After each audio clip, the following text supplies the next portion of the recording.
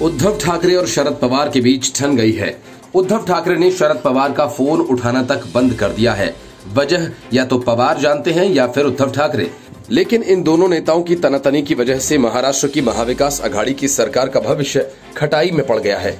NCP और शिवसेना में तभी से ठनी हुई है जब अनिल देशमुख पर वसूली के आरोप लगे और फिर उन्हें मंत्री पद से हाथ धोना पड़ा। अब शरद पवार को इस बात का एहसास होने लगा है। उद्धव ठाकरे को सीएम बनवाकर उन्होंने बड़ी गलती कर दी। महाविकास अघाड़ी की नींव पवार ने ही रखी थी और उन्होंने ही कांग्रेस का समर्थन जुटाया था। इन सारी खबरों को हवा मराठी दैनिक तरुण भारत की रिपोर्ट से मिली, जिसमें बताया गया कि पवार को अब पछतावा हो रहा है। उन्हें लगता है कि उद्धव ठाकरे को सीएम बनाना भारी भूल थी। तरुण भारत की रिपोर्ट में कहा गया कि उद्धव ठाकरे द्वारा शरद पवार के फोन कॉल का जवाब नहीं देने के बाद शरद पवार ने शिवसेना के राज्यसभा सांसद संजय राउत के सामने इस बात को स्वीकार किया। उन्होंने ठाकरे को महाराष्ट्र का मुख्यमंत्री बनाकर बहुत बड़ी गलती कर दी। मराठी समाचार पत्र का मानना है कि राजनीतिक हलकों में इस बात की चर्चा है और इसके कारण ठाकरे से पवार का मोहभंग होना है।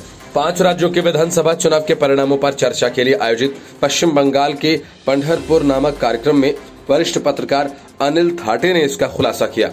उन्होंने कहा कि शरद पवार ने राउत से कहा वह खुद या एकनाथ शिंदे महाराष्ट्र के मुख्यमंत्री पद के लिए एक बेहतर विकल्प होंगे। थाटे ने इस दौरान उन पहलुओं पर भी बात की जिससे ममता बनर्जी को बंगाल में जोरदार जीत मिली और जिसे महाराष्ट्र सहित अन्य राज्यों में दोहराया जा सकता है। उन्होंने कहा कि बाला साहेब ने अपने दम पर सत्ता हासिल नहीं की। शरद पवार कभी भी महाराष्ट्र के ममता बनर्जी नहीं बन सकते और न ही यह उद्धव ठाकरे के लिए ही संभव है। शरद पवार कभी 52 से 55 से अधिक विधायकों के साथ सत्ता में नहीं रहे। महाराष्ट्र में शिवसेना के लिए ममता बनर्जी का अनुसरण करना असंभव है और न ही ममता यहां आकर उनकी ढाल बन सकती हैं। उन्होंने आगे कहा कि ममता की राजनीतिक शैली महाराष्ट्र के अनुकूल नहीं है। साथ ही महाविकास अघाड़ी में फडणवीस के खिलाफ खड़े होने का सक्षम नेतृत्व नहीं है। राज्य में सत्तारूढ़ गठबंधन में दरार अवश्यंभावी है, ये जल्द ही होगी। थाटे के इन खुलासों से नरेंद्र मोदी की अगुवाई वाली बीजेपी के खिलाफ राष्ट्रीय स्तर पर गठबंधन बनाने वाली शिवसेना के खोखले दावों की पोल खुल गई। राउत ने कहा था कि विपक्षी दलों को एक साथ आने और एक मजबूत गठबंधन बनाने की आवश्यकता है। उन्होंने ये कहा था कि देश में विपक्षी दलों का एक मजबूत गठबंधन बनाने की जरूरत है, लेकिन कांग्रेस पार्टी के बिना गठबंधन नहीं हो सकता। ये आत्मा होगी।